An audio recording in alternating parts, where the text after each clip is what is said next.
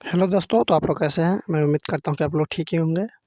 तो हमारा channel Biran lectures में आप लोग का स्वागत है। तो फ्रेंड, जैसा कि आप लोग जानते हैं कि बिहार बोर्ड का एग्ज़ाम चल रहा है। इसका फर्स्ट पेपर मैथ था और सेकंड पेपर यानी 15 फरवरी को साइंस का पेपर होने वाला है। तो इसका कुछ हम साइंस का 5 नंबर वाला क्वेश्चन लेकर आए हैं। इससे पहले 2 नंबर वाला क्वेश्चन करवा दिया गया है। अगर आप नहीं देखे हैं तो प्लेलिस्ट में वीडियो है, जाकर देख सकते हैं, नहीं तो इसका डिस्क्रिप्शन में लिंक डाल दिया जाएगा, वहाँ से भी आप जाकर देख सकते हैं। काफ़ी इंपॉर्टेंट क्वेश्चन है दोस्तों। तो अगर आप चैनल पर पहली बार आए हैं तो चैनल को सब्सक्राइब कर दीजिए और साइड की बेल आइकन को प्रेस कर दीजिए, ताकि जब भी मैं वीडियो लेकर आऊँ तब वीडियो का नोटिफिकेशन सबसे पहले आप तक पहुँचे फ्रेंड्स। तो समय को नहीं गवाते हुए चलते हैं आज की अपनी सबसे फर्स्ट नंबर क्वेश्चन की ओर। आपको स्क्रीन पर दिख रहा होगा दोस्तों सबसे फर्स्ट नंबर क्वेश्चन।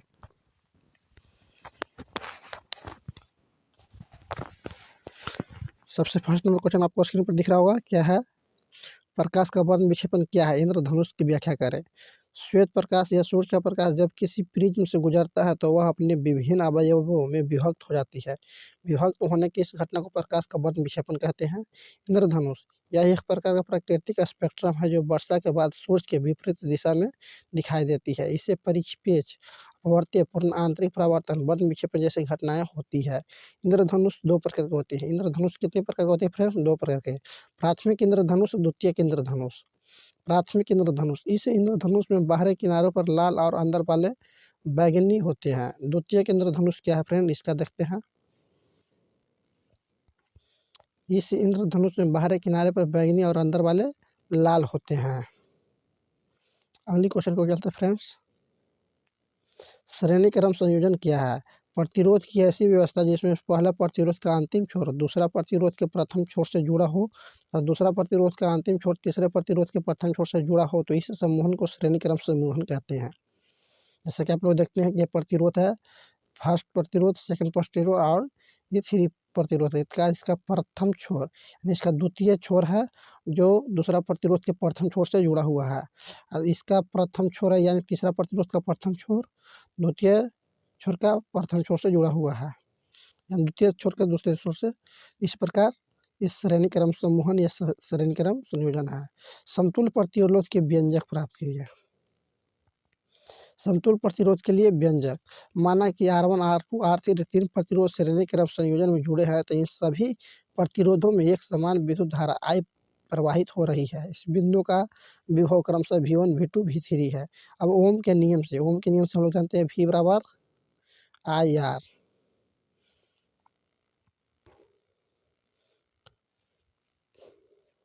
प्रतिरोध का पार्श्व संयोजन क्या है? प्रतिरोध R1 R2 R3 को संयोजित करने पर समतुल्य प्रतिरोध का व्यंजक प्राप्त करें। जब दो या दो से अधिक प्रतिरोध के पहले सिरे या छोर को एक बिंदु पर तथा दूसरे छोर के एक साथ एक बिंदु पर जोड़ दिया जाता है तो इस तरह का संयोजन समांतर क्रम संयोजन या पार्श्व संयोजन कहलाता है। इसमें विद्युत का मान सभी प्रतिरोध में अलग अलग होते हैं। जैसे कि आप लोग दिख रहा होगा फिगर में कि सभी प्रतिरोध का छोर है जो एक ही बिंदु पर आकर मिला हुआ है। इस तरह से समतुल्य प्रतिरोध के लिए व्यंजक क्या है देख लेते हैं। व्यंजक, माना कि R1 R2 R3 तीन प्रतिरोध समांतर क्रम संयोजन में जुड़े हैं तो इन सभी प्रतिरोधों में विद्युत धारा I1 I2 I3 प्रवाहित हो रहा है। इस बिंदु का विभवांतर क्रमशः V है। अब ओम के नियम से अभी हमको बताया V बराबर IR से हम लोग चलेंगे और आगे चल के इसका व्यंजक हम लोग प्राप्त कर सकते हैं। इसी तरह से प्रतिरोध और विभवांतर के ऐसा मात्रक को लिखिए। ओम के नियम सत्यापित कर समझाइए। प्रतिरोध और विभवांतर के ऐसे मात्रक ओम और वोल्ट होता है। विद्युत धारा और विभवांतर के बीच संबंध बताने वाला नियम को ओम का नियम कहते हैं। इस नियम के अनुसार अचर ताप पर किसी चालक से प्रवाहित होने वाली धारा चालक के सिरों के विभवांतर के सीधा समानुपाती होता है, अर्थात ओम के नियम का सत्यापन। इस नियम का सत्यापन करने के लिए एमीटर, वोल्टमीटर, चालक तारा, दाब कुंजी, बैटरी और परिवर्तनशील प्रतिरोध को लेके दिए गए चित्रानुसार सजा दिया जाता है। यहाँ पर चित्रानुसार जिस तरह से चित्र है उस तरह से हम लोग सभी को जोड़ देंगे यानी उसे सरिया देंगे। जब दाब कुंजी दबाया जाता है तो बैटरी से विद्युत धारा प्रवाहित होती है।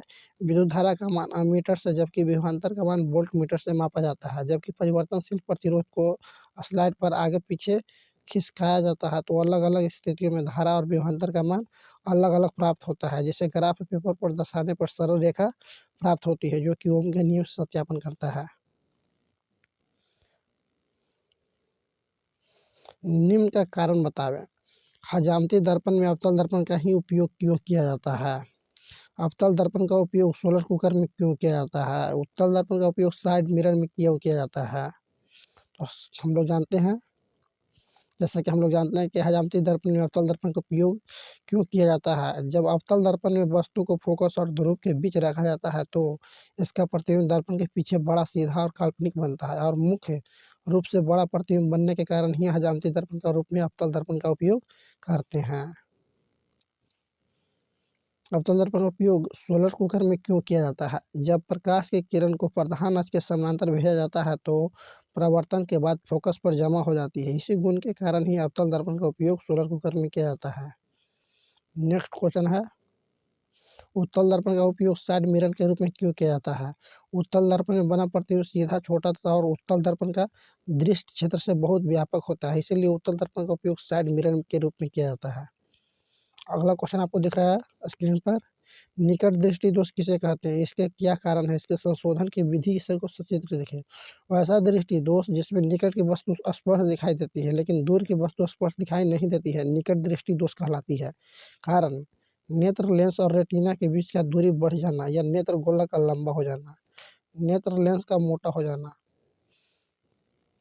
उपचार के लिए इसे अवतल लेंस द्वारा ठीक किया जा सकता है दूर दृष्टि दोष को। अगला क्वेश्चन आपको स्क्रीन पर दिख रहा होगा, 7 नंबर क्वेश्चन। विद्युत चुंबक क्या है? विद्युत चुंबक और अस्थायी चुंबक में अंतर लिखें।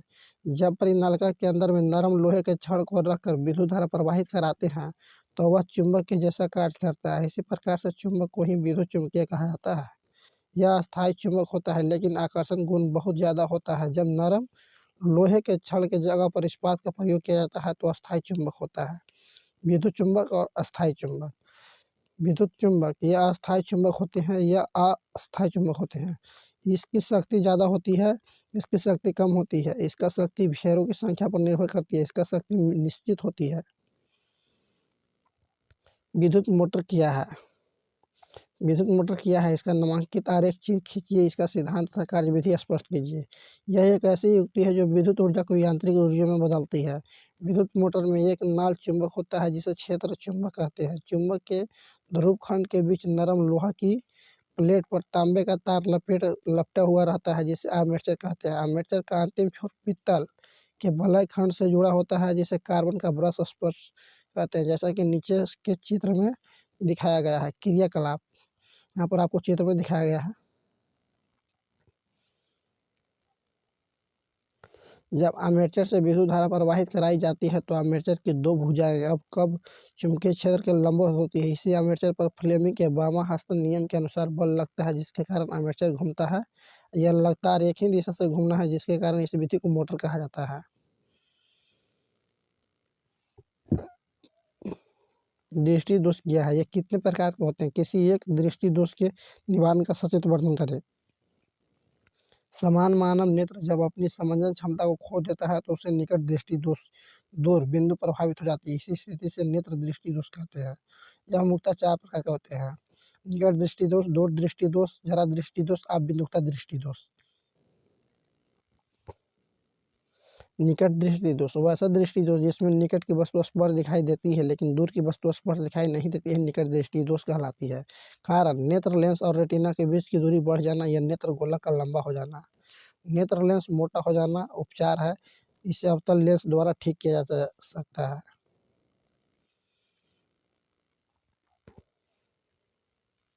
अवतल दर्पण में स्थित करें कि ये बराबर r/2। अवतल दर्पण का पहले फिगर हम लोग देख लेंगे। माना कि एम डैश एक अवतल दर्पण है जिसके ध्रुव P और वक्रता केंद्र C B A एक आपतित किरण जो कि प्रधान अक्ष के समानांतर आ रही है, परावर्तन के बाद फोकस से होकर जाते हैं तथा C अभिलंब है जैसा कि चित्र में दिखाया गया है।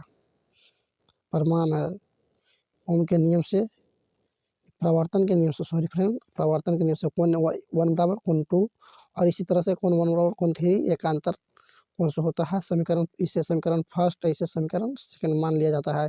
समीकरण फर्स्ट या सेकंड से हम लोग चलते हैं तो इस तरह से यहाँ पर देखिए इस यानी बराबर है हम लोग का, तो ये कोण 2 और कोण 3 भी बराबर ही होगा। अब त्रिभुज एएफसी में चलते हैं और चलकर इस तरह से समीकरण 3 निकालते हैं। चूँकि दर्पण का द्वारक बहुत छोटा है, इसलिए ये बिंदु P के निकट होगा, अर्थात पी या पी एफ बराबर हो जाता है। और 3 4 समीकरण से चलकर हम लोग इस तरह से सोल्यूशन करते हैं तो जाकर लास्ट में हम लोग का ये बराबर r/2 सिद्ध हो जाता है फ्रेंड। तो हम लोग फिजिक्स से भी क्वेश्चन देख लिए हैं। इससे ज़्यादा क्वेश्चन नहीं पूछा जाएगा फिजिक्स में 5 नंबर का। तो अगर आप चैनल पर पहली बार आए हैं तो चैनल को सब्सक्राइब कर दीजिए और साइड के बेल आइकन को प्रेस कर दीजिए, ताकि जब भी मैं वीडियो लेकर आऊँ तो वीडियो का नोटिफिकेशन सबसे पहले आप तक पहुँचो। और ज़्यादा से ज़्यादा दोस्तों तक शेयर करने की कोशिश कीजिए, ताकि वो भी उनका भी परीक्षा में क्वेश्चन न छूटे। अगर आप इस वीडियो का जो देख रहे हैं इसका PDF आप लेना चाहते हैं तो टेलीग्राम ज्वाइन कर सकते हैं। BK रॉय एजुकेशन ग्रुप लिखिएगा टेलीग्राम पर तो आ जाएगा, नहीं तो इसका डिस्क्रिप्शन में लिंक डाल दिया जाएगा टेलीग्राम को। ये वीडियो में यहीं तक, फिर मिलते हैं अगले वीडियो में, तो तक के लिए धन्यवाद।